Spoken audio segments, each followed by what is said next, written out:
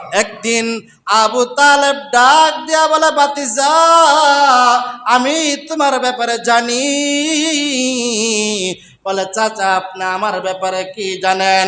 কথাগুলা মনোযোগ দিয়া শুনবেন, এখানে বুঝার বিষয় আছে।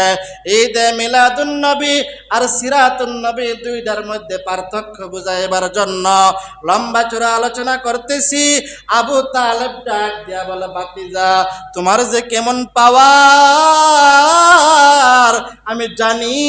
বলে, আপনি আমার ব্যাপারে কি জানেন? বলে, আমি তোমার মায়ের জবান থেকে শুনলাম তুমি যখন তোমার মায়ের পেটের মধ্যে আসলা, দুনিয়ার মারা 5 মাস 6 মাস হইলে খাওয়া দাওয়া বন্ধ হয়ে যায়, ব্যথায় শুইতে পারে না, ব্যথায় ভালো কইরা বসতে পারে না, হাসতেও পারে না, তেমন কান্নাও করতে পারে না, চলাফেরা করতে এরকম দিনে সমস্যা হয়ে যায়। আমেনা ডাক দিয়া বলে, আমার সন্তান আমার পেটে থাকা অবস্থায় আমার কাছে কেমন কেমন জানি ভাল লাগে। জোরে বলেন আল্লাহু আকবার। ও আমেনা, তুমি কি কোনোদিন তোমার সন্তানের ভার অনুভব করো নাই? বলে, না না, আমার পেটের মধ্যে তুলার মতো কিছু আসেনি, তাও আমি জানি না। ও আমেনা, এই কি তোমার অবস্থা? বলে, হা হা, এই হলো আমার অবস্থা। আবু তালেব ডাক দিয়া বলে, বাতিজা, আমি তোমার মায়ের কাছ থেকে শুনলাম তোমার মায়ের পেটের মধ্যে তুমি ছিলা না, এটা তোমার মা ভালো করে টেরও পায় না, কোনো ব্যথা অনুভব করে না।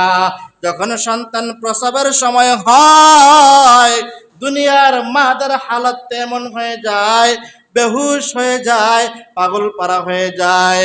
এরকম ভাবে চিল্লা চিল্লি করে, কান্নাকাটি করে, আত্মীয় স্বজন বন্ধু বান্ধব কান্নাকাটি করতে থাকে। জোরে বলেন কথা ঠিক কিনা?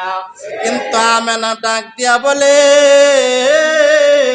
আমার সন্তান কোন সময় জন্ম লাভ করছে আমি আমেনা বিন্দু থেকে বিন্দু পরিমাণ ব্যথা অনুভব করি নাই। জোরে বলেন না সুবহানাল্লাহ। বাইরা আবার শুধু তাই নয়, আবু তালেব মুহাম্মদ কারো ডাক দেয়া বলে, মুহাম্মদ, আমি তোমার মায়ের কাছ থেকে আরো শুনছি। বলে, চাচা আমার ব্যাপারে কি শুনছেন?